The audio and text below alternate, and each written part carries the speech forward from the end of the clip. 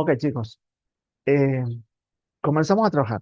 La clase de hoy vamos a enfocarnos en... voy a usar como una guía didáctica, lo voy a usar al Word para que estén bien navegados con ese capítulo, ya que estamos presentando los últimos temas del parcial, para el parcial. Entonces vamos a trabajar con aminoácidos, péptidos, proteínas y seguramente voy a trabajar con algunos ejemplos que me interesa en los seres humanos y también me interesa que ustedes amplíen, por favor, eh, ejemplos de la función biológica de cada una de estas moléculas que vamos a trabajar ahora. De cada una, no, de la mayoría de ellas. Así que vean las actividades que he dejado subidas en la cátedra, así que espero que eso por ahí les ayude un poquitito. No olviden de ampliar estos contenidos de Harvard. ¿Está? Bueno, el concepto de aminoácidos.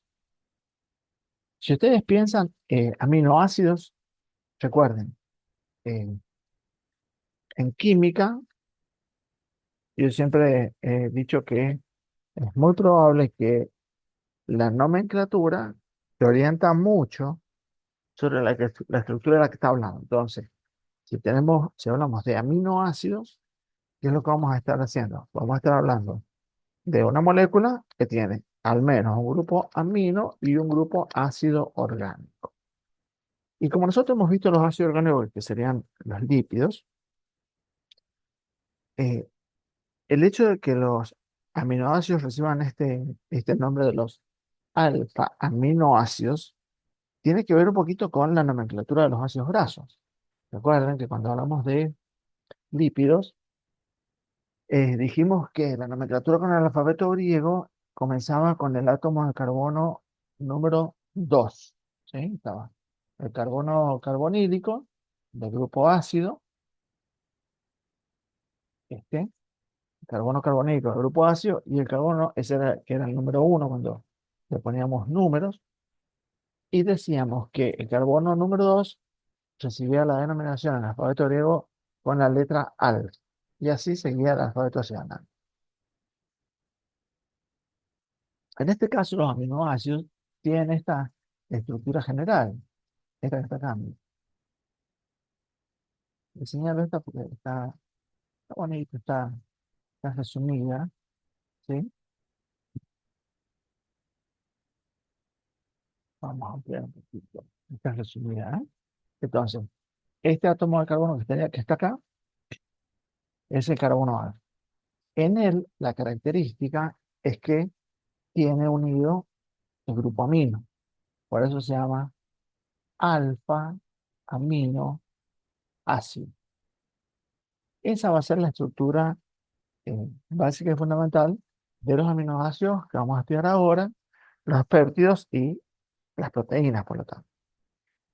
Entonces, también hay una cosa bastante particular, que este esquema que está representado acá sintetiza inclusive el modo en el cual se van a clasificar los aminoácidos. ¿Por qué? Porque recuerden que la letra R en química orgánica generalmente se usa para señalar un sustituyente. ¿De acuerdo? Entonces, los alfa aminoácidos se van a diferenciar entre sí por el tipo de sustituyente.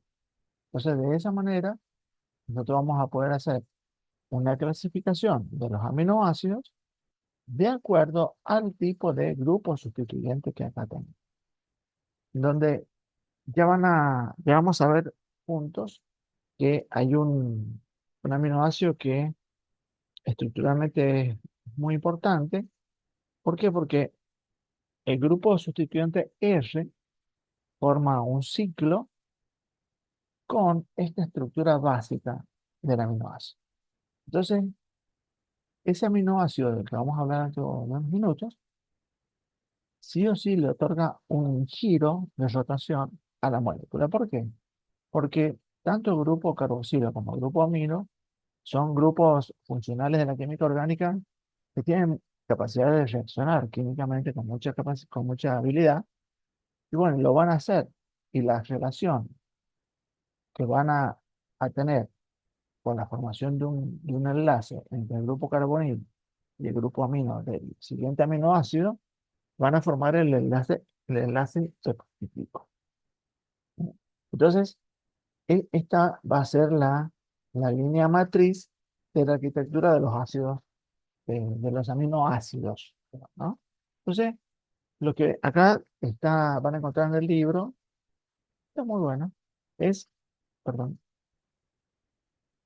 es la referencia de lo que yo les estaba diciendo, el carbono alfa, el grupo ácido y el grupo amino. ¿Eh? Sigo recibiendo compañeros, así que bienvenidos. Sin ninguna duda, los aminoácidos van a estar en este capítulo. Fíjense que acá dice alquiral. ¿Por qué? Porque recuerden que cuando eh, hemos ido introduciendo términos, por ahí rescatan estas propiedades de carbono quiral en el sentido de que el átomo de carbono alfa puede contener, normalmente es así, cuatro sustituyentes diferentes, ¿no? Y acá dice carbono alfa es un átomo de carbono quiral. ¿Eh? Entonces, cuál es la definición que habíamos visto de carbono quiral? Y habíamos dicho que el átomo de carbono quiral era aquel que tenía cuatro sustituyentes diferentes. Bueno, acá en la glicina, evidentemente no está cumpliendo esta característica, uno de los aminoácidos más comunes, ¿sí? En donde el R, el sustituyente, R, simplemente es un hidrógeno. ¿Eh?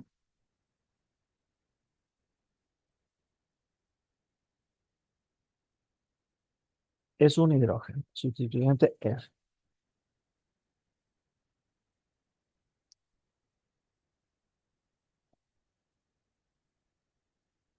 Entonces, los aminoácidos, vamos a ver acá, tienen la particularidad de que nosotros los vamos a poder clasificar a ellos de acuerdo a ese sustituyente que poseen. Entonces, ustedes acá tienen una tabla, esta tabla en el libro que estamos usando como una guía, que te permite clasificar los aminoácidos de acuerdo a la cadena sustituyente en lateral R, ¿no? Entonces, ¿de qué manera se pueden agrupar los sustituyentes R? Se pueden agrupar en alifáticas, alcohólicas no aromáticas, ¿sí? Aromáticas,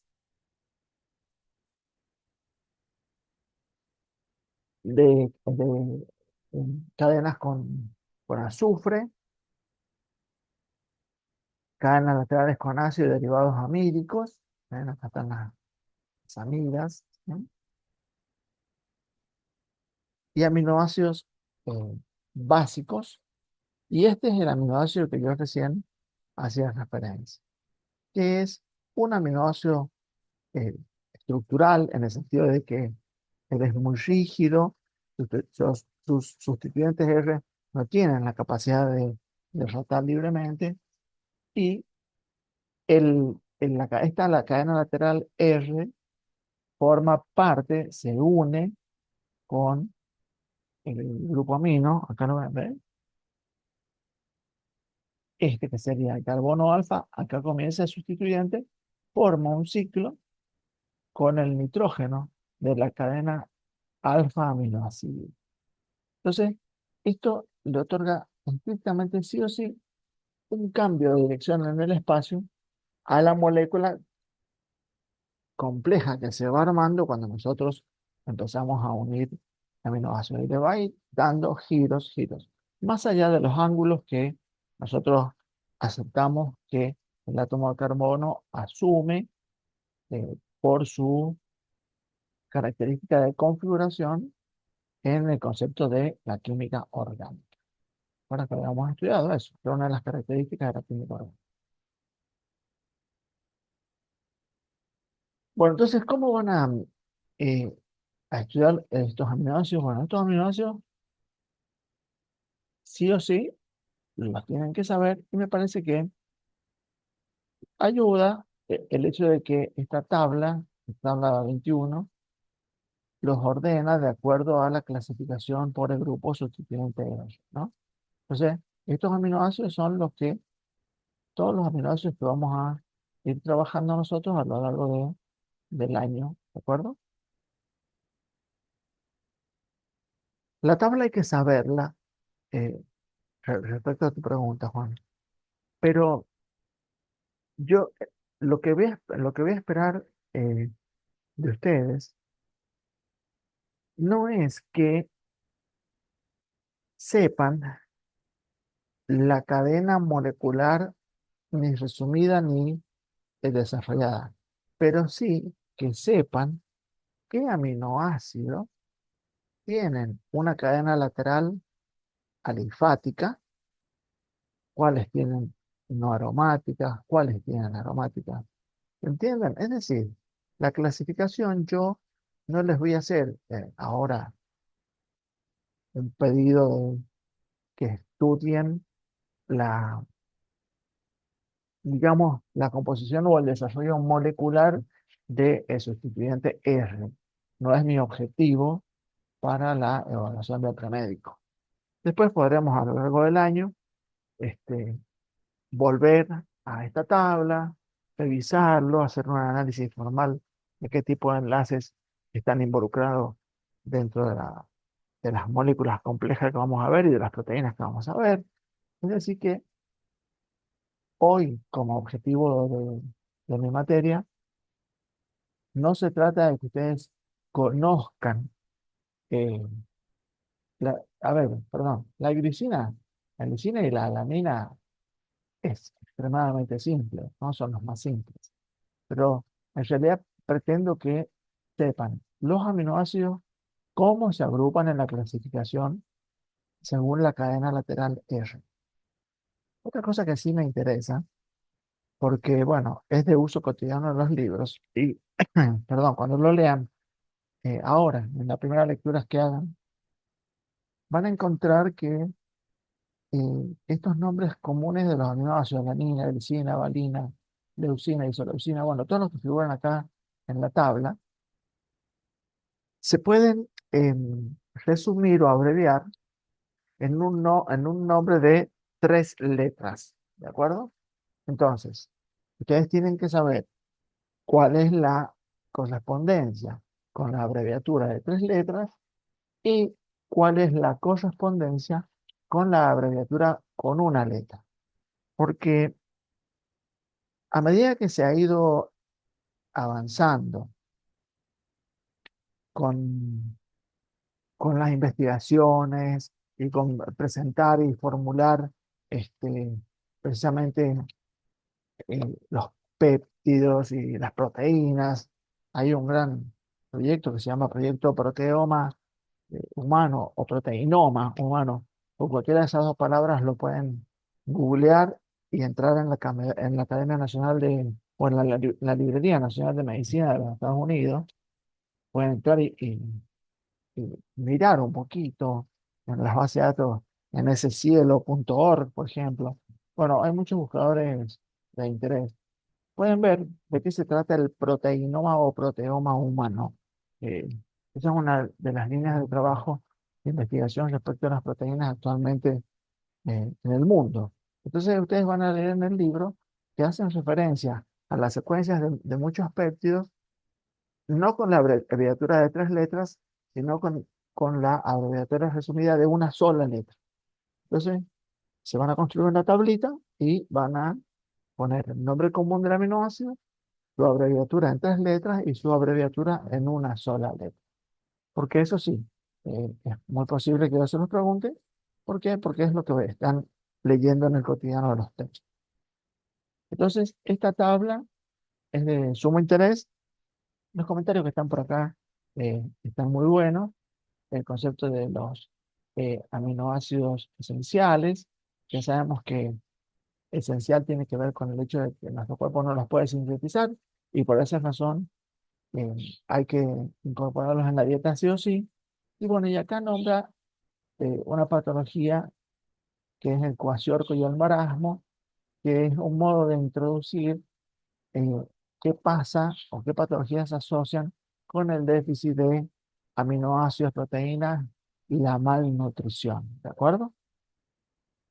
Y antes de leer, que veo, tengo algunos comentarios ahí en el chat, eh, quería hacerles algún pequeño comentario, quería mostrarles esta fotito, que no vayan a pensar que esto sucede en África, sucede en muchos barrios acá en la Argentina. ¿Ven este abdomen prominente que está acá en la foto del chiquitito? Bueno, ese abdomen prominente también suele aparecer en los pacientes en donde su hígado está afectado en la síntesis proteica. Por ejemplo, en los pacientes cirróticos, aquellos pacientes que sufren de cirrosis en un estado avanzado, su hígado tiene afectado eh, la síntesis eficiente de proteínas. ¿Y por qué se comienza a distender el abdomen? Esto que les estoy comentando es una cuestión coloquial que estoy haciendo con ustedes. No se los voy a preguntar a- al concepto. Sí, sí, por ejemplo, estas enfermedades que citan el libro y los que van a ver en Harper también, ¿no? Pero, ¿qué sucede? Sucede que las proteínas en el plasma sanguíneo, es decir, en la parte líquida de, de la sangre, compone la sangre, déjame un segundo,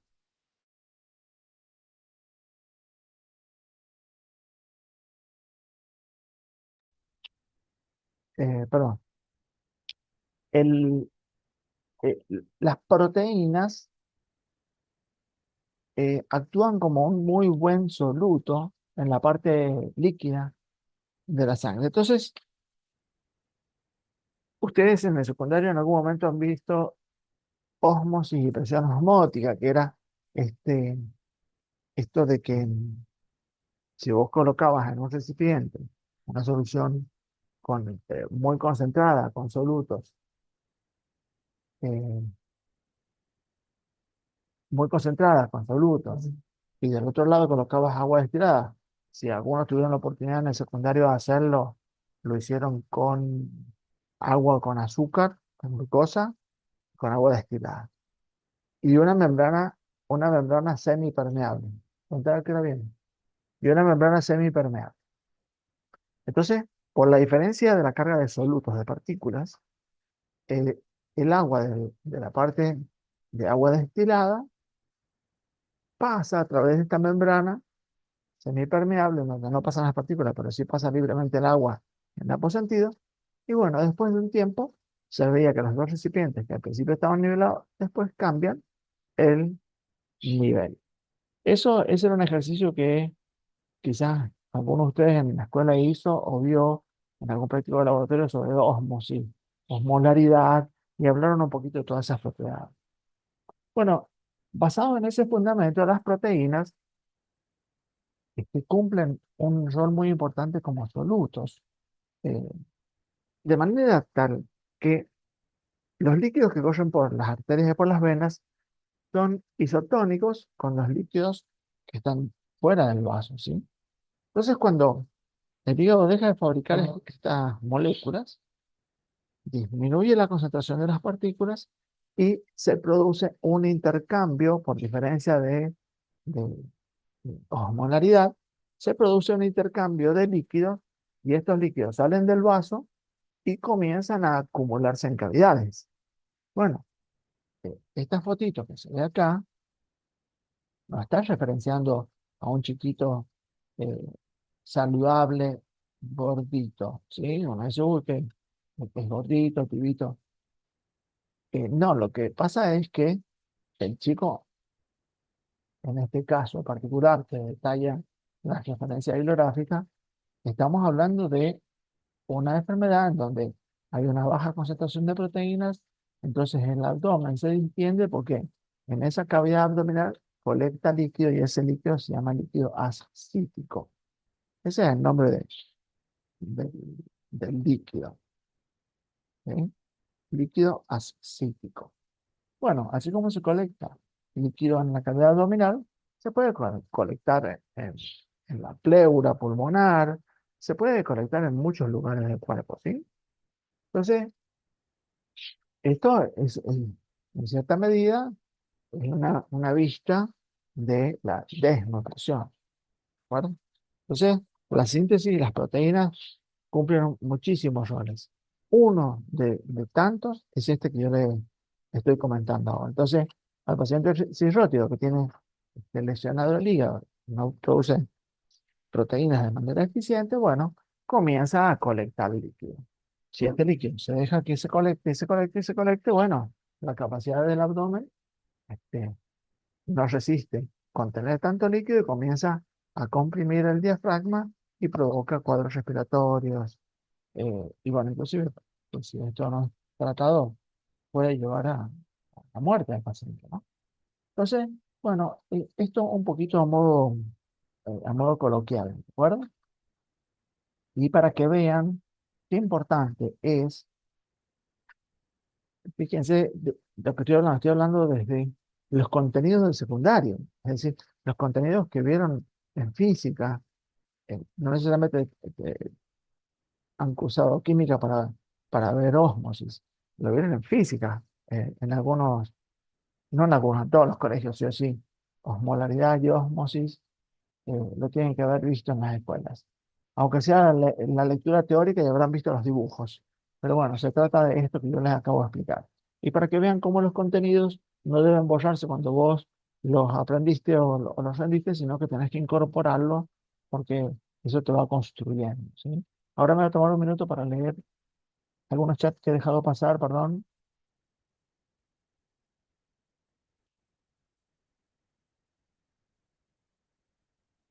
Eh,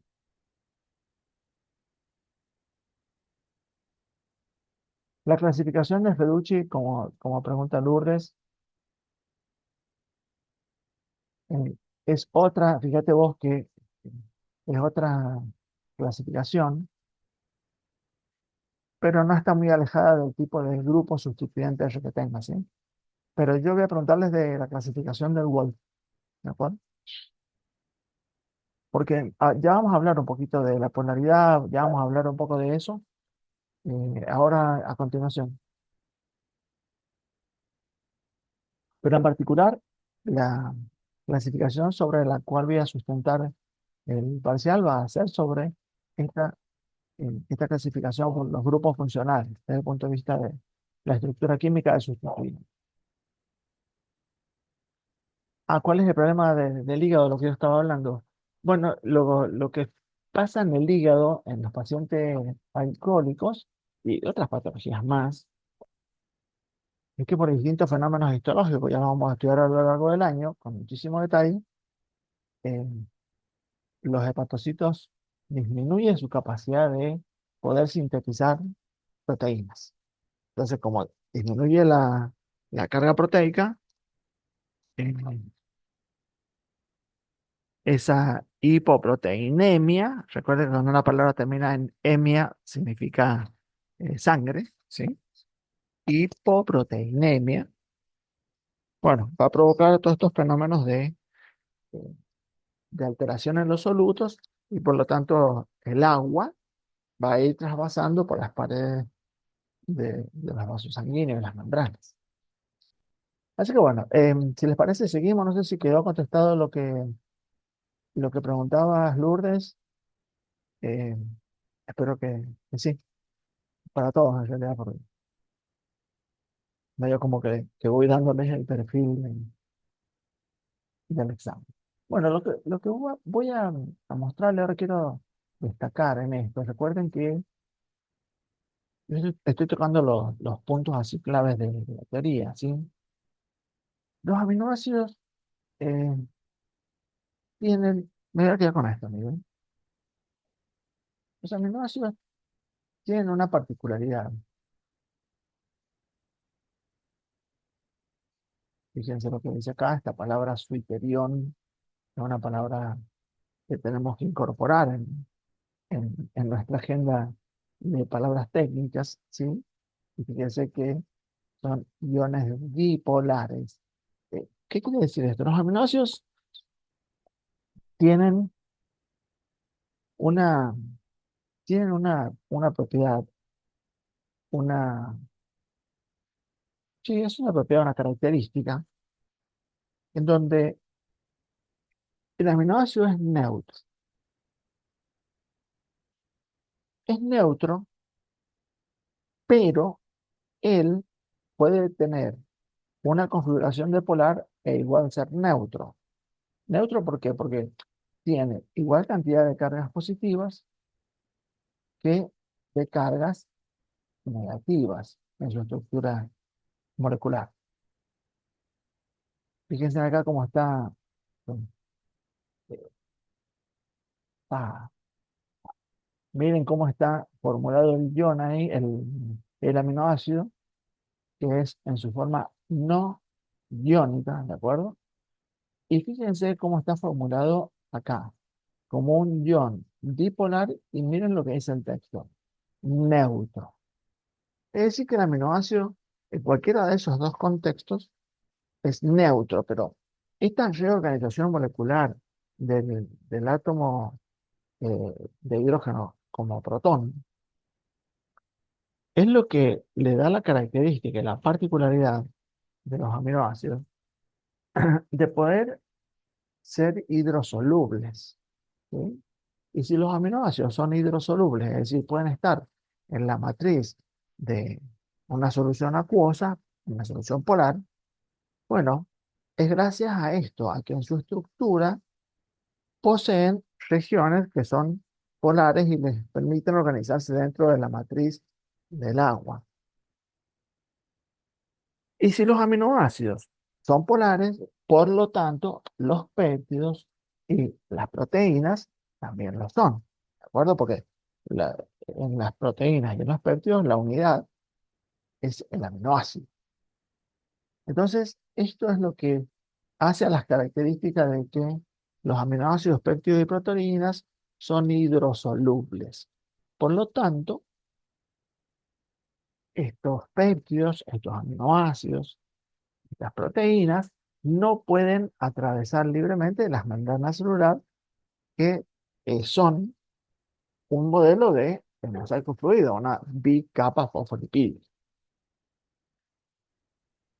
Todas estas cositas que les digo, parecen que son comentarios, bueno, son a lo largo del camino definiciones básicas que nos permiten después, en primer año, cuando pusemos juntos bioquímica médica, hacer un análisis muy crítico de qué le pasa a las proteínas en el plasma sanguíneo y su relación con las células, a los aminoácidos y a los péptidos, y sus mecanismos de acción, basados específicamente en este concepto. Pero el hecho de que esta molécula pueda reorganizarse de esta manera, también a los aminoácidos, a los péptidos y a las proteínas, las convierte en compuestos amortiguadores del pH. ¿Se acuerdan cuando estuvimos hablando de sistemas amortiguadores o sistemas buffer para el primer examen parcial?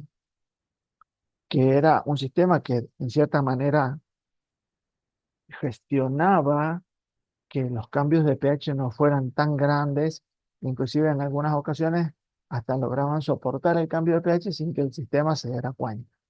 Y esto era cediendo o aceptando protones dentro del sistema. Lo vimos con el efecto Bohr del bicarbonato y el árbol respiratorio, por ejemplo. Bueno, también ahí en el texto seguramente leyeron que existen otras moléculas en la biología que también contribuyen con el efecto amortiguador de regulación del pH. Y decía proteínas, el fosfato, y nombraba muchos, muchos actores más. Bueno, precisamente hoy estamos mirando en particular los aminoácidos. ¿Por qué? Porque fíjense, los aminoácidos tienen un comportamiento anfótero, es decir, que se pueden, eh, ellos pueden estar solubles en medios ácidos y en medios alcalinos. ¿Por qué? Porque hacen una adecuación de la gestión de los protones. Entonces, de esta manera, ellos logran, en cierta manera, actuar como un sistema amortiguador o buffer.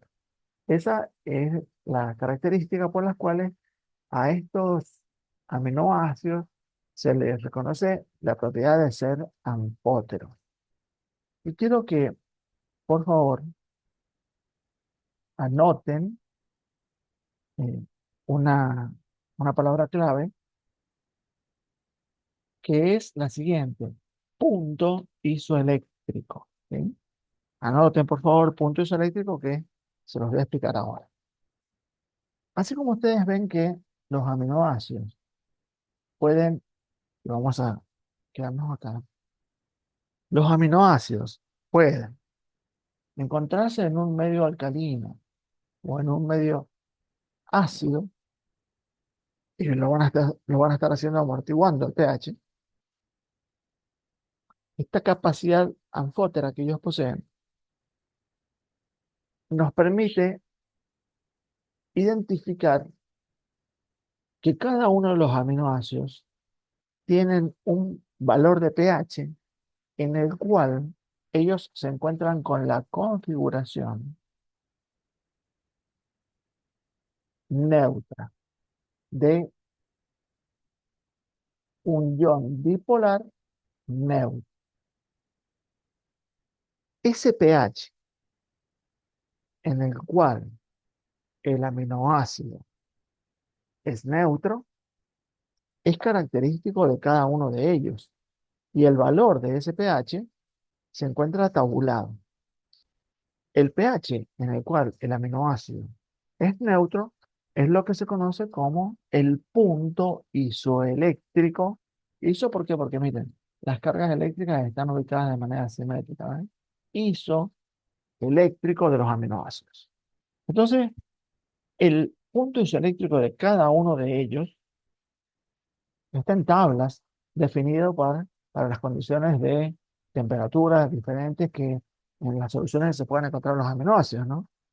Yo no pretendo que para parcial conozcan el valor del punto isoeléctrico de todos los aminoácidos, pero sí, me parece que es un concepto muy importante entender a qué hace referencia el punto isoeléctrico de cada aminoácido.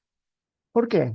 Porque entendiendo que existe este punto, nosotros podemos inferir en el laboratorio de los bioquímicos, podemos inferir qué tipo de ion va a configurar un aminoácido en un entorno ácido y en un entorno básico.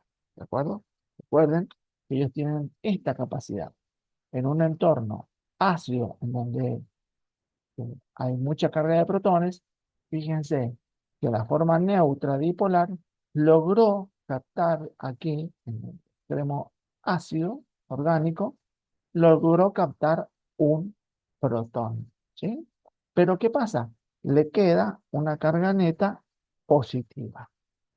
Entonces se convierte en un ion positivo en pH ácido.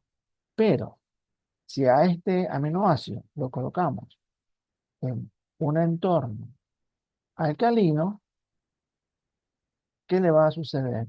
El protón, esto, que estaba reorganizado dentro de las moléculas, ¿sí? Que se había ido al grupo amino,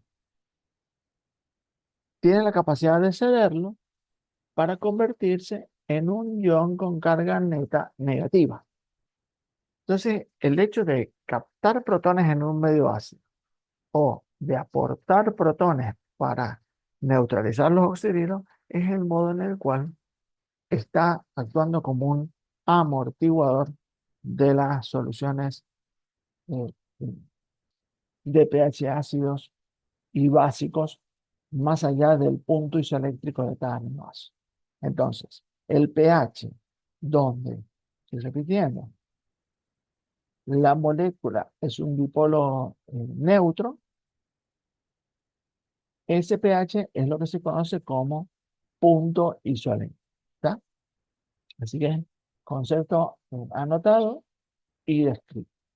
Y este diseño que ustedes tienen acá está mostrando cómo se comporta en un sistema en equilibrio los aminoácidos dependiendo de la variación del pH. Este proceso es el mismo que sucede en los péptidos y sucede en las proteínas. Y fíjense que para nosotros, los que estamos en el laboratorio, parece un detalle que, que no es menor el hecho de que ellos sean anfóteros y conocer qué tipo de ion van a configurar los aminoácidos de acuerdo al pH del entorno. ¿Por qué? Porque esto nos va a permitir a nosotros, en el laboratorio, lograr hacer que en una columna o usina de protones, ¿sí? En una columna en donde vos tenés un polo positivo y un polo negativo, y con una solución de pH perfectamente definido, la biotecnología tiene la oportunidad de poder manipular en cierta manera qué tipo de ion es el aminoácido que está agregando en ese sistema y lograr así generar péptidos con la secuencia aminoacídica que ellos esperan o que ellos buscan. Entonces, en esta usina de aminoácidos, uno puede lanzar el primer aminoácido que ligue a una de las paredes de esta columna y con el pH adecuado ir agregando aminoácidos que van a ligar formando enlaces polipeptídicos para que al final del camino, con un shock de pH, es decir, un shock que lo despega de la pared a, a- a esta molécula que se ha ido construyendo, obtener de una manera pura un péptido de estructura perfectamente conocida. ¿Eh? Entonces, esto es lo que trata de mostrar esta parte la, de la presentación que yo hoy estoy trayendo referencia. ¿Y por qué es tan importante esto de la biotecnología? Porque ustedes tengan en cuenta eh, que cada aminoácido obviamente en el cuerpo humano cumple roles y funciones importantísimas, ¿no? Algunos de estos aminoácidos en particular forman parte de hormonas. Y los péptidos, que parecen que son moléculas muy sencillas, por ahí uno tiende a minimizarlo y decirle, bueno, pero no son tan importantes, claro, hasta que te pones a hacer una lectura crítica. Por ejemplo, la insulina es una hormona que eh, en cierto tipo de diabetes, donde el paciente es insulino dependiente, es decir, depende de la administración exógena de la insulina. Antes de que evolucionara la biotecnología y la bioingeniería, los diabéticos recibían la insulina que era extraída del páncreas de animales. Pero ¿qué sucede? Tanto los aminoácidos, los péptidos, las proteínas, tienen la capacidad de ellos ser antígenos. ¿Qué es un antígeno a grandes rasgos? Un antígeno es una molécula que tiene la capacidad de ser identificada por el sistema inmunológico del cuerpo humano y hacer que el sistema inmunológico reaccione, actúe en consecuencia contra esa estructura molecular. Entonces se activa la llegada de las células para que fagociten estas partículas o que fagociten eh, ya sea el polen o la bacteria que presenta en su estructura esta secuencia de aminoácidos o secuencia de hidratos de carbono, en las glucoproteínas, en los glucolípidos, que no son iguales a las humanas, que no son propias, que hacen a la diferencia de especie, que como yo les dije, estas secuencias son las que van conformando la identidad celular. Entonces nuestro sistema inmunológico permanentemente y sin parar, a medida que va el torrente sanguíneo circulando, no solamente lleva nada más que oxígenos y nutrientes, sino que el sistema de las células especializadas de la inmunología van sensando en los vasos, en los tejidos, van sensando permanentemente qué es propio y qué no es propio.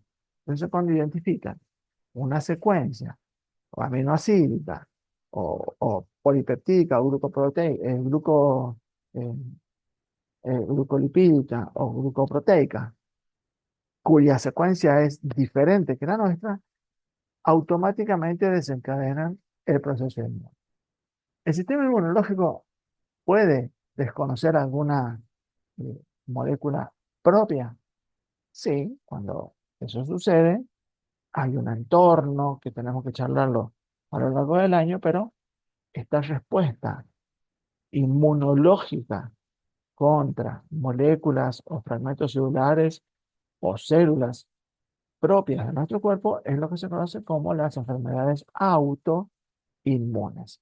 Es decir, que el sistema inmunológico, en esto de ir censando lo propio y lo no propio, hay un momento en el cual a lo propio lo identifica como un antígeno extraño. Entonces, al identificarlo como un antígeno, desencadena una respuesta, una eh, acción del sistema inmunológico contra esa molécula, estructura o célula o fragmento celular que reconoce ya como no propio. Entonces, fíjense que eh, volviendo a lo que les comentaba de los diabéticos, ustedes habrán quizás escuchado o si dialogan en la familia respecto de algún conocido eh, que era diabético años A. Eh, el diabético tenía una dificultad hace varios años y era que como recibía la insulina que se obtenía purificada de otras especies, por ejemplo, insulina bovina, insulina porcina, bueno, el diabético iba su sistema inmunológico, cada vez que él se colocaba la insulina para regular sus niveles de glucemia, el sistema inmunológico iba reaccionando ante este péptido llamado insulina, que era parecido, pero no era propio humano. Entonces, ¿qué pasaba? Con el tiempo, el sistema inmunológico se iba especializando, generando anticuerpos que bloqueaban este péptido. Entonces, ¿qué hacía el equipo médico? El equipo médico tenía que aumentar la dosis para lograr la respuesta esperada. Hasta que llegaba un punto en el cual el sistema inmunológico se había especializado contra ese péptido. Entonces, ¿qué es lo que se hacía? Se cambiaba la estrategia y se le daba al paciente la insulina de otra especie. Y así la insulina se iba rotando hasta que el diabético lograba su sistema inmunológico especializarse de tal manera que se convertía en una gran dificultad poder acompañar en la evolución favorable de los individuos el hecho de que usaban una insulina que no era humana símil. Gracias a la bioingeniería, ahora a la ingeniería genética, ¿no? Y a la biotecnología, estudiando la composición de los péptidos, se logró identificar que la insulina tenía una secuencia específica de aminoácidos, insulina humana. Entonces, gracias a la tecnología, se logra sintetizar el péptido insulina con la secuencia específica y apropiada de los aminoácidos correctos. Y hoy, para el diabético, la utilización de la insulina no representa ningún desafío ni ninguna dificultad para el equipo médico. ¿Por qué? porque hoy lo que en el mercado farmacéutico se encuentra son péptidos de insulina que son humanos símil. Es decir, que nunca son desconocidas como de una especie diferente que la humana. Entonces, de esa manera, logran saltar esta capacidad de sistema inmunológico contra péptidos antigénicos. Tanto ha evolucionado la tecnología, la biotecnología, que bueno, que inclusive insertan modificaciones para que se cuenten en el mercado con insulina de acción inmediata, acción retardada, de larga, eh, de lenta eliminación, de lenta activación. Bueno, hay un montón de variantes químicas que se han realizado, pero al final del camino, la insulina que es activa es la insulina con la secuencia aminoácidica humano símil sintética. Ya, quiero que entiendan el valor y la importancia de comprender, de entender de qué forma se logran estos objetivos. Como péptidos, bueno, tenemos que hablar primero, estoy haciendo una presentación este, biomédica de los péptidos, pero la clave de la configuración de un péptido es el hecho de que los aminoácidos logran unirse entre sí, como les dije al principio, vinculando el carbono carbonílico con el extremo amino del siguiente aminoácido. De esa manera se van a ir uniendo conformando un enlace peptídico. De manera tal que esta cadena de aminoácidos va a tener en un extremo el extremo carbonílico, vamos, un minuto, el extremo carbonílico y el extremo amino terminal.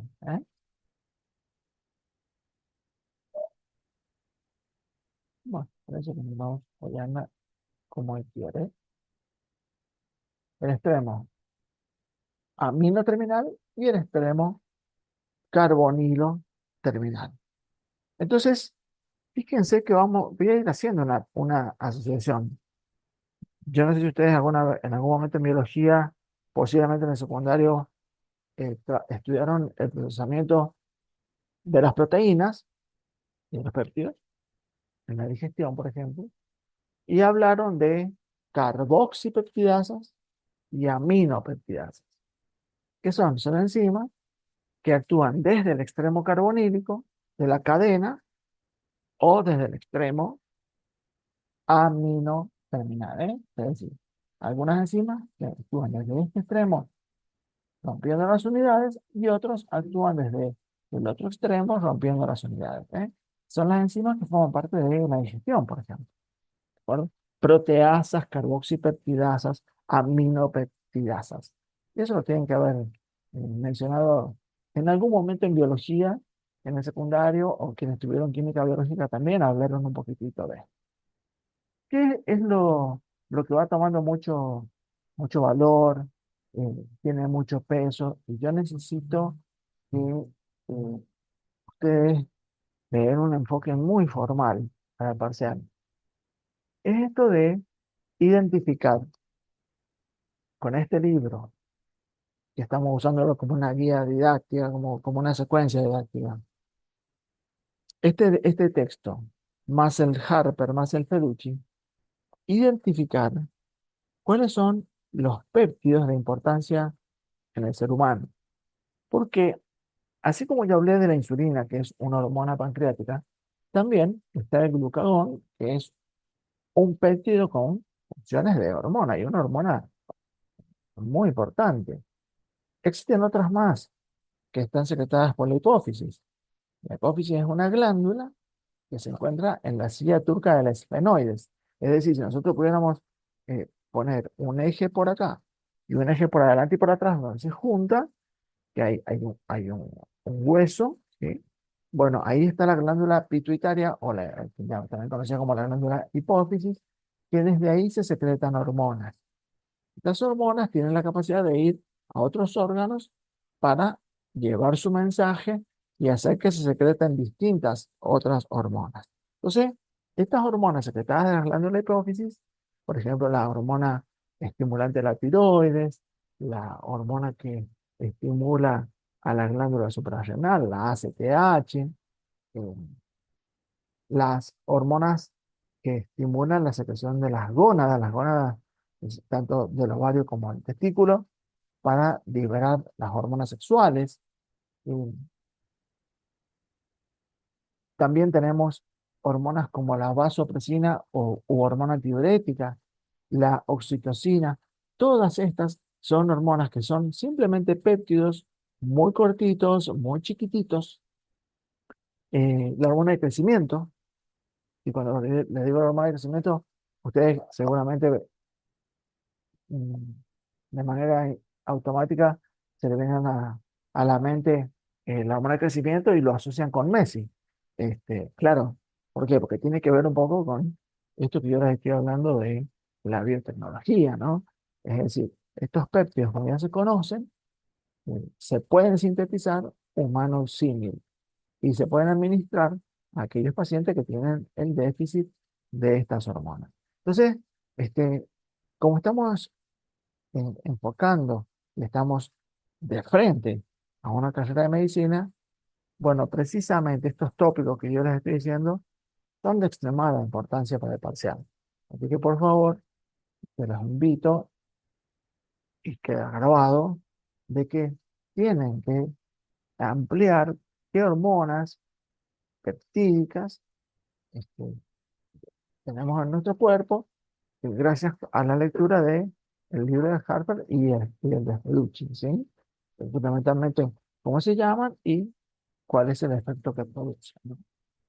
Y fíjense que voy a llevar un ejemplo eh, que también pretendo que sea coloquial, porque es mucho más frecuente eh, charlarlo o haberlo escuchado a esto de que ponerse a leer las hormonas de la hipófisis, que es, por ejemplo, la oxitocina. La oxitocina es un péptido, que es una hormona, que tiene como función principal actuar en el proceso del parto. Interviene en lo que tiene que ver con la contracción del útero para el parto. La oxitocina lo que hace, ya lo vamos a trabajar después a lo largo del año, y en fisiología también lo van a trabajar en segundo año. La liberación de esta hormona hace que el músculo del útero, que tiene el cuello uterino y todo el útero, el cuerpo del útero, en donde aloja al bebé que está por nacer, hace que su secreción se contraiga de una manera virtuosa para promover que el bebé nazca, ¿sí? ¿Y qué quiere decir de una manera virtuosa? Quiere decir que el útero, los músculos del útero, no se contraen así, comprimiendo, sino que lo hacen de una manera específica, de forma tal que aprieta y empuja al bebé y el músculo del cuello del útero se abre para que el bebé vaya por el canal del parto. Es decir, que es una cuestión fisiológica, natural, fundamental y esencial. El hecho de que si el bebé tiene que desalojar el lugar donde está, tiene que hacerlo por un camino que es por el cuello del útero. Y este cuello del útero se debe expandir. Entonces, punto, con los actos reflejos que el bebé tiene de empujar para avanzar en el proceso del parto, bueno, todo esto se combina gracias a la presencia de la hormona que es secretada, que se llama la oxitocina. ¿Y por qué digo que han hablado de ella, perdón, de esta hormona del péptido en varias oportunidades? Porque es muy probable que hayan escuchado en algún momento en la familia, o en algún conocido, que alguna mamá, alguna señora embarazada, previo al nacimiento de su bebé, estaba internada con el goteo. Entonces dicen, sí, está con el goteo, el parto está planificado para la tarde, para la noche. Estaba planificado y estaba con el goteo. ¿Y qué es el goteo? Nada, es muy simple. Es que a la mamá le colocan en un suero por gotitas por eso se llama el goteo, oxitocina humana símil. ¿Para qué? Para promover este fenómeno de preparación del útero para que el bebé pueda avanzar en el proceso del parto. Entonces, cuando ustedes escuchan que alguna señora, alguna señorita está internada con el goteo próximo al parto, se trata de que el equipo médico está administrando la oxitocina humanosímil para preparar el proceso del parto. Y la vasopresina o la hormona antidiurética es la hormona que se va a ocupar de el mecanismo de concentración de la orina junto con otros procesos fisiológicos que vamos a estudiar durante el año. La vasopresina eh, también recibe este nombre y van a leer lo que se llama hormona antidiurética, van a ver que está íntimamente relacionado con los procesos de hipertensión arterial. Claro, porque al concentrar la orina retiene líquido en los vasos sanguíneos, entonces aumenta el volumen de líquido dentro de los vasos. Y eso está relacionado con eh, la presión arterial, la hipertensión, ¿de acuerdo? Y todos estos procesos. Entonces, si seguimos nosotros agregándole a un péptido más aminoácidos, vamos a pasar a la categoría de una proteína. En general, si por ahí se preguntan cuántos aminoácidos es una proteína y cuántos aminoácidos es un péptido o un oligopéptido. Y algunos libros referencian que se puede pensar que a partir de los 100 aminoácidos, francamente estás hablando de una estructura proteica. ¿Ah?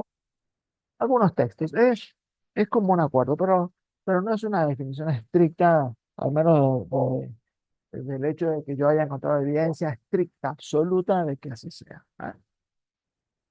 Entonces, la pregunta ahora es, y yo voy a invitarlos a que usemos un poquito la imaginación. La pregunta es, ¿cómo son las proteínas estructuralmente? ¿Qué le pasa a esta secuencia de aminoácidos que se van uniendo por el enlace peptídico con un extremo carbonilo y un extremo amino terminal? Eh, ¿Cómo son las proteínas? ¿Cuán grandes son? ¿Cuán complejas son? Bueno, es muy interesante tener una primera imagen de esta para después ir comprendiendo muchísimos procesos que vamos a trabajar a lo largo del año. Y por eso es que ahora quiero que veamos en detalle. Yo les voy a mostrar, a ver, voy a sacar de la cámara, disculpen, el, el blur de la configuración porque esto que yo difumino el fondo no me va a permitir mostrarles en detalle lo que quiero. Ok, ahora estamos en fondo. Bueno, fíjense que la estructura de las proteínas, nosotros vamos a dividirla en cuatro categorías. Estructura primaria, estructura secundaria, estructura terciaria y estructura cuaternaria. En cada una de ellas, de una manera u otra, vamos a tratar, ya voy a destacar algunos ejemplos. Ustedes tienen que ir ampliando con Harper y Feducci, por favor. Eh, Cada una de esas estructuras es inclusiva, incluye a cada una de las otras. No es que están simplemente aisladas así como una definición y punto. Y si lo recuerdo, por favor les pido que ustedes me hagan recordar, por si lo olvido, el concepto de desnaturalización de la proteína, ¿sí? Por favor. Que con eso me gustaría cerrar la clase. Entonces, ¿la estructura primaria cuál es? Bueno, si nosotros imaginamos, yo tengo acá un papelito, imaginamos que un péptido, ya sabemos que tiene, el átomo de carbono en química orgánica tiene estos ángulos en los enlaces. Obviamente un péptido va a ir teniendo forma en el espacio, junto con el aminoácido prolina, con los grupos funcionales de aquellos aminoácidos que tienen ciclos en el sustituyente R, que va a hacer que desde el punto de vista estérico se van a ir como acomodando para no estorbarse de cierta manera y van a ir tomando cierta distribución y organización en el espacio. Pero de manera simple, podemos decir que la estructura primaria de una proteína es simplemente la secuencia de los aminoácidos que constituyen la proteína. Entonces, la secuencia de los aminoácidos es la estructura primaria. Bien, ¿cuándo aparece la estructura secundaria de la proteína? La estructura secundaria de las proteínas, las estructuras secundarias de las proteínas es cuando esta secuencia lineal, los F sustituyentes, comienzan a relacionarse y comienzan a tomar una forma en el espacio. Pero empiezan a haber ya en ellas interacciones intramoleculares que le permiten organizarse de esta forma. Recuerden que esas interacciones no son enlaces covalentes. ¿Está claro? El enlace peptídico siempre está, Rosario. El enlace peptídico es el que permite mantener unido un aminoácido con el otro. ¿De acuerdo? Es decir, que este papel, imaginariamente, es una secuencia de muchos aminoácidos unidos entre sí por enlace peptídico. Ese enlace peptídico es del tipo covalente. Por eso es estructural. Entonces, ¿qué pasa? Cuando la complejidad de esta molécula es lo suficientemente importante, los grupos funcionales, los R, comienzan a interaccionar químicamente entre sí, pero por enlaces no covalentes, es decir, por enlaces informales, del tipo puente de hidrógeno, fuerzas de Van der Waals, interacciones intermoleculares, ¿de acuerdo? Intramoleculares en realidad, y empiezan a tomar forma. Y las formas que empiezan a asumir entran en la categoría de el- la estructura secundaria de las proteínas. ¿Cuáles son las formas que están incluidas dentro de la categoría estructura secundaria? Son la alfa hélice, es decir, esta secuencia peptídica, la primaria, la lineal, llamémoslo así, y yo les presenté recién, bueno, comienza a tomar una estructura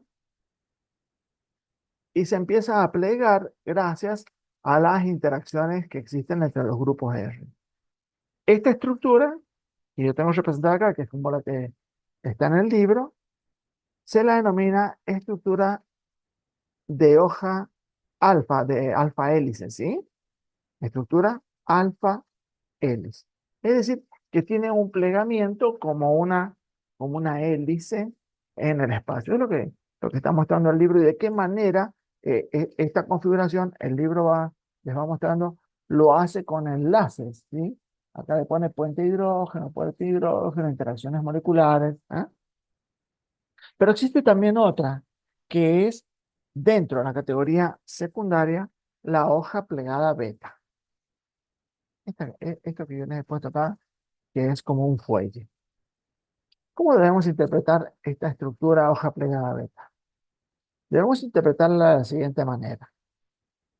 El, el filo de esta cinta, que la estoy mostrando doblada, por él corre la estructura del péptido, ¿sí? Y en cada uno de estos pliegues está o colgando o hacia arriba los sustituyentes R. Del otro lado de la hoja, es decir, de este otro lado, también va una cadena polipeptídica, en donde hacia arriba están los sustituyentes R y hacia abajo están los sustituyentes R. De manera tal que estas cadenas polipeptídicas que corren una al lado de otra, entre ellas se comienzan a vincular por enlaces no formales, constituyendo esta hoja plegada beta. Ese es el nombre que reciben. Fíjense, creo que en el libro hay una. Acá está, hay una. Sí, me había olvidado, perdón. En el libro acá hay una representación esquemática, ¿no? Entonces, la cadena polipeptídica que corre por un costado se relaciona con la que va por el otro costado por interacciones moleculares, ¿sí? Entre ellas. Esto que está acá. ¿Sí? Son interacciones que no son enlaces covalentes. Esto es muy importante destacar. El enlace covalente corre por acá, ¿sí? Por acá va el enlace peptídico, ¿no? Del alfa aminoácido. Lo que entre ellos sucede es que se vinculan por enlaces no formales. Y bueno, estas cadenas que van por un costado y por el otro pueden ir en el mismo sentido o pueden ir en sentido inverso. Es decir, de este lado estar el grupo carbonilo y finalizar acá el grupo amino, y la otra, al revés, comenzar el carbonilo acá y el amino acá. Cuando es así, son antiparalelas, o cuando las dos comienzan con carbonilo y terminan con amino, se dice que son paralelas, antiparalelas o paralelas. ¿De acuerdo? Entonces, estructura secundaria, alfa hélice, plegamiento alfa hélice, y el plegamiento hoja plegada beta. ¿De acuerdo?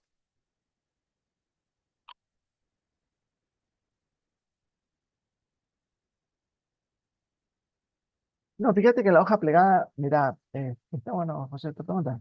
Fíjate que la hoja plegada beta, alfa, perdón,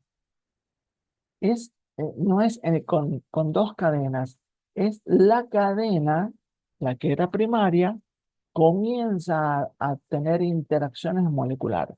Es decir, la cadena peptídica no son dos cadenas peptídicas, no es como en el ADN, ¿está? Es unicatenaria. ¿De acuerdo? Lo que pasa es que ya tiene una forma en el espacio.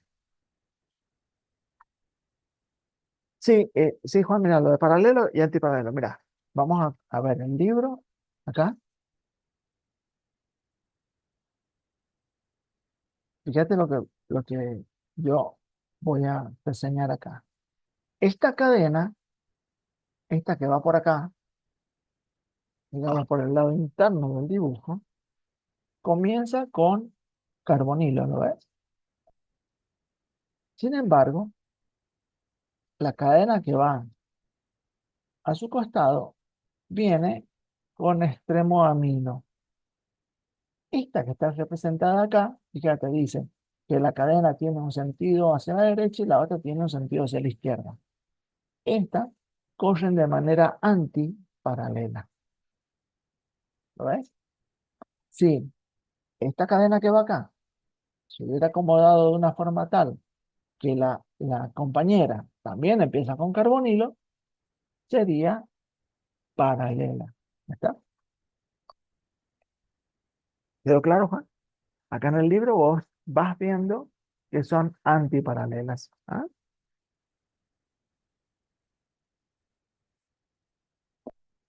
Por eso, en el dibujo te van mostrando las flechas del sentido de las cadenas. Bueno, entonces ahora viene, eh, no sé, hoy tenemos clases hasta las 19, ¿no? Ahora viene la integración de esto, por decirlo de alguna manera. Ahora viene lo que es la estructura terciaria de una proteína. La estructura terciaria de una proteína, ¿qué es? Es la combinación de las primarias, las secundarias,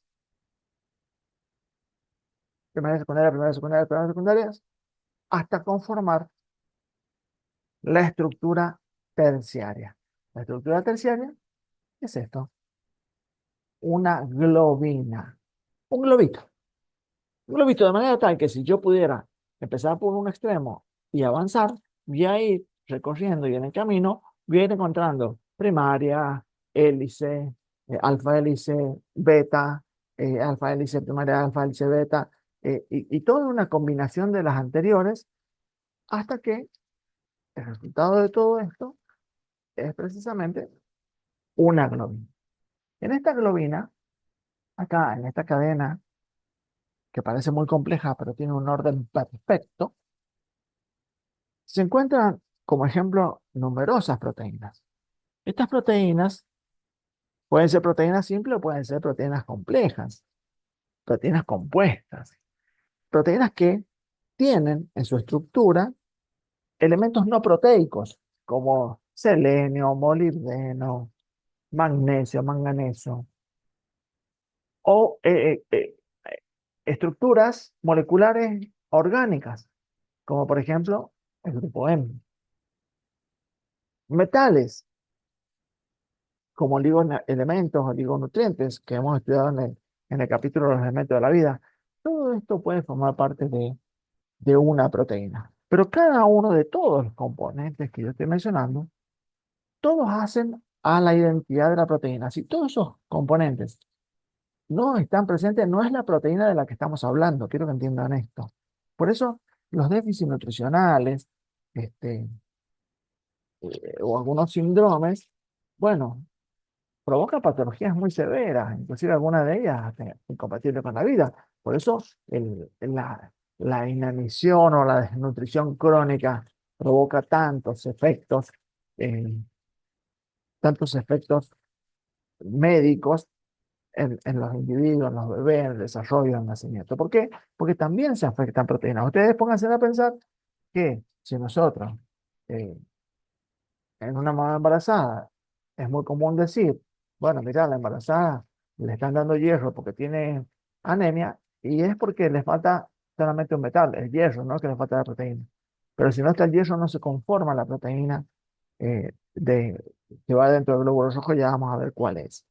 Entonces, ¿qué proteínas están acá dentro de las globinas? Y una altísima cantidad de proteínas. Por ejemplo, las inmunoglobulinas, los anticuerpos. Fíjense que el nombre lo dice inmunoglobulinas, ¿sí? Estructura terciaria. La albúmina es la principal proteína del cuerpo porque ocupa más del 50% de la concentración de las proteínas del plasma. Entonces, la albúmina. Y una proteína que vamos a usar ahora de ejemplo, que es la mioglobina. La, la mioglobina es una proteína que dentro de ella tiene un grupo complejo, un ciclo muy complejo que se denomina tetrapirrol cíclico, es un compuesto orgánico que encierra en el medio de este ciclo un átomo de hierro. Ese grupo se conoce como grupo M. Este grupo M con el hierro, por la estructura de los dobles enlaces, absorbe la luz en el color rojo. Y por eso la recuerden que mio hace referencia a músculo, la mioglobina es una proteína que tiene un grupo M y que posee hierro, y su función es poder ligar el oxígeno. Entonces, esta molécula se encuentra distribuida entre todos los músculos de nuestro cuerpo. Y eso es lo que hace que el músculo sea rojo. Entonces, si nosotros no tenemos hierro, la mioglobina, perdón, no puede ligar el oxígeno. ¿Y cuál es una de las funciones de la mioglobina? Es almacenar oxígeno en el músculo para que cuando haya un proceso de hipoxia por una actividad física intensa, el oxígeno del cual el metabolismo celular se vale, es del que le va entregando la mioglobina que está metida entre las fibras musculares hasta que la sangre compensa este aporte de oxígeno, ¿no? Con el aumento de la frecuencia cardíaca, la frecuencia respiratoria, etcétera, etcétera. Entonces, la mioglobina, la albúmina, las proteínas, hay muchas proteínas transportadoras que son de tipo globulares, lipoproteínas, portadoras de hierro, bueno, hay muchísimas proteínas que ya por ellas con estructura terciaria cumplen su función. Entre ellas también están las enzimas. Entonces, esta organización, que parece una organización muy desordenada, ahora vuelvo a mencionarlo. Eh, Estas estructuras que parecen muy desorganizadas, cada lugar, cada espacio tiene un significado y cumple un rol en biología. Dentro de esta categoría, estructura terciaria, también se encuentran las enzimas, que es el capítulo que vamos a ver en detalle, la clase que viene, para ir cerrando los contenidos del cursillo. Estas enzimas van a tener lugares exclusivos, únicos y específicos para unir el sustrato, para unir moléculas complementarias, para lograr alcanzar la actividad catalítica para la cual ellas están sintetizadas. Entonces, ejemplos muchísimos, ¿sí? Y ahora vamos a avanzar en la estructura cuaternaria. Sí, bueno, vamos a ver, para que no se nos pasen los chats. Van a estudiar mira, Guadalupe, van a estudiar en la clasificación de proteínas, que hay proteínas que tienen la capacidad de contener en su estructura, ya sean metales o estructuras químicas, orgánicas, que forman parte de ellas, hacen a la identidad de, de estas proteínas, eh, y las hacen muy complejas, son proteínas compuestas, ¿de acuerdo? Uno de los tantos ejemplos es la mioglobina, en donde el grupo funcional, el grupo que tiene adentro, se llama grupo M y es un tetrapirrol cíclico que contiene hierro, ¿sí? Ahora existe la proteína de estructura cuaternaria.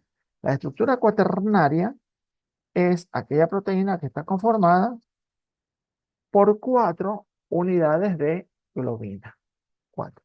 ¿Sí? Esta representación que yo les estoy haciendo acá con los papelitos es una proteína cuaternaria. Y el principal ejemplo, que es uno de los ejemplos más fuertes, es la hemoglobina, que es la que se encuentra dentro de los glóbulos rojos, en donde cada una de estas unidades, cada una tiene un hemo y un hierro. Por lo tanto, la hemoglobina posee 4 hemo con 4 átomos de hierro. Y si cada uno de ellos liga un oxígeno molecular, siempre molecular, no atómico, ¿no? Entonces, como cada una de estas globinas liga una molécula de oxígeno, la hemoglobina transporta 4 moléculas de oxígeno. Recuerden que la mioglobina almacena una molécula de oxígeno. Entonces, la hemoglobina está especializada en transportar y la mioglobina en almacenar oxígeno. Por eso, la hemoglobina también absorbe la luz en el espectro del rojo. Por eso es que, como esta proteína está dentro del glóbulo rojo, que recibe ese nombre porque se ve de ese color se debe a que el grupo M, con sus dobles enlaces, permite absorber el rojo del espectro visible. Cuando falta hierro, esta proteína cuaternaria no se puede constituir. Entonces, todos los componentes de la proteína son necesarios y obligatorios, si no, ellas no se constituyen o no cumplen funciones fisiológicas. ¿Está? Entonces, yo llegaría hoy, hasta acá. Miren qué interesante. Yo llegaría hasta acá, les pedí que me recordaran eso. Y voy a leer un poquito el chat. A ver.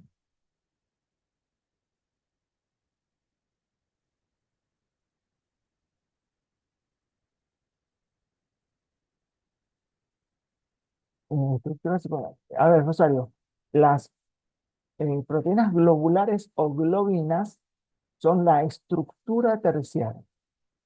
¿Sí? Esta estructura terciaria están formada por las sumatorias de primarias y secundarias.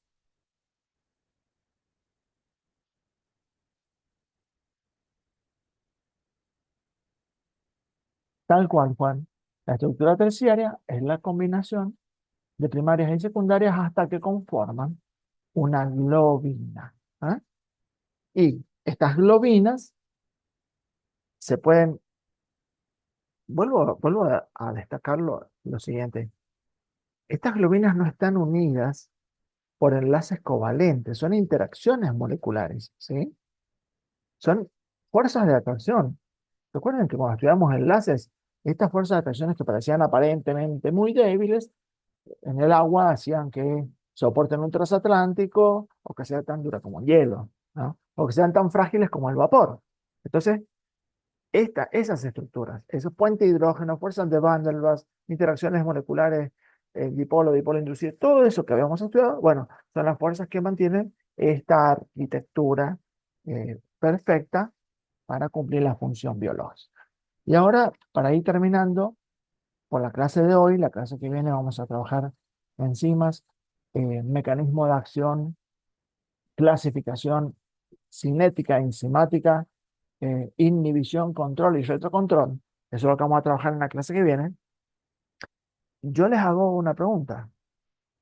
Eh, es muy simple. La clara del huevo es un altísimo componente proteico. Vieron que cuando ustedes agarran el huevo de la gallina y lo echan en la sartén con el aceite y lo comienzan a fritar, ¿qué le pasa a la clara? Se pone de color blanco, ¿cierto? Cambia ese aspecto gelatinoso y se convierte en una cuestión, una estructura blanca, ¿de acuerdo? ¿Qué le pasó a las proteínas de, de la clara de huevo? Se desnaturalizan. Ajá. Bueno, y si agarramos un sachet de leche y le echamos unas gotitas de limón o le echamos una cucharada de yogur, ¿qué le va a pasar a la leche? La leche se va a cortar, ¿cierto? Y si se corta, ¿qué le pasó a las proteínas? Porque vieron que, ¿verdad? Que queda una cosa horrible que se separa el suero del resto, ¿no? ¿Qué le pasó a las proteínas de la leche?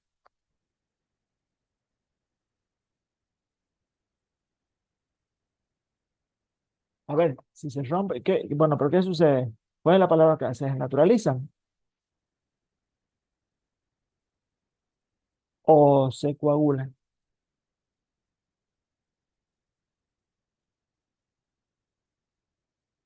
¿Qué les parece a ustedes? Pero coagular y desnaturalizar es lo mismo.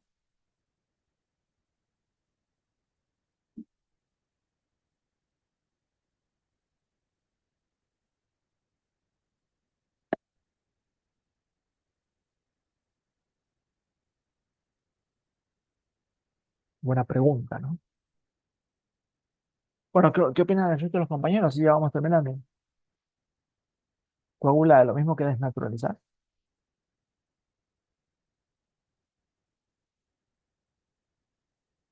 Porque vos sabés que un médico no puede contestar, creo que no. Creo que no está enfermo usted. Creo que no está embarazado. O creo que está embarazada, señora. ¿Se separan qué? Estoy de acuerdo que se separa el líquido de las proteínas, sí, pero ¿qué le pasó a las proteínas? O creo que está medio embarazada.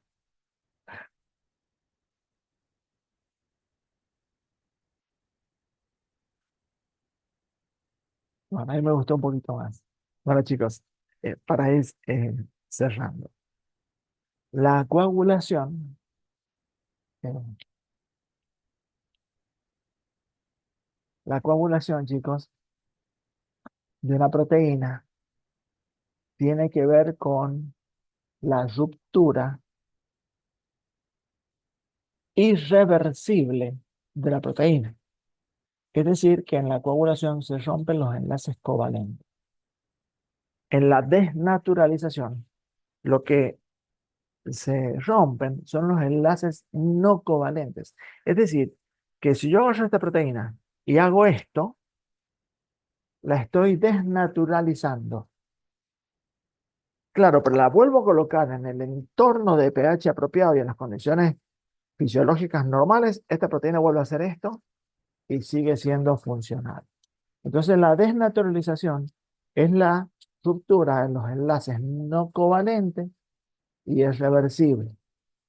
La coagulación es hacerle esto a la proteína, es romper los enlaces covalentes y es irreversible. Nosotros no podemos reconstruir el yogur en leche, ni podemos reconstruir la clara de un huevo cocido porque las proteínas están coaguladas, se ha roto su estructura covalente, ¿de acuerdo? Así que bueno, es un pequeño detalle, por ahí uno, sin querer en el secundario, lo estudió de una manera más general, unificada, pero bueno, pasa por ahí, ¿sí? La desnaturalización, acá lo tienen, la desnaturalización le rompe lo no covalente, pero cuando vos le cambias el entorno, lo volvés a su estado natural, a su entorno, la proteína vuelve otra vez a configurarse y conserva su actividad biológica. Bueno, hasta acá la clase de hoy, chicos. No sé qué les pareció, o sea, una clase, no sé, que fluyó en los contenidos fueron secuenciales, sirvieron los ejemplos, sirvió el ajuste un poquito a la vida. Sí, cuaternario significa cuatro, ¿no? ¿Qué les pareció? ¿Les pareció bien? A ver, ¿alguna pregunta? Sí, la desnaturalización es reversible, lo vas a leer en el libro. Eh, Comentarios, yo iría dejando ya, despidiéndome en el video de ustedes, voy a dejar de grabar. eh, y si quieren nos quedamos charlando informalmente un poquitito, no hay ningún problema.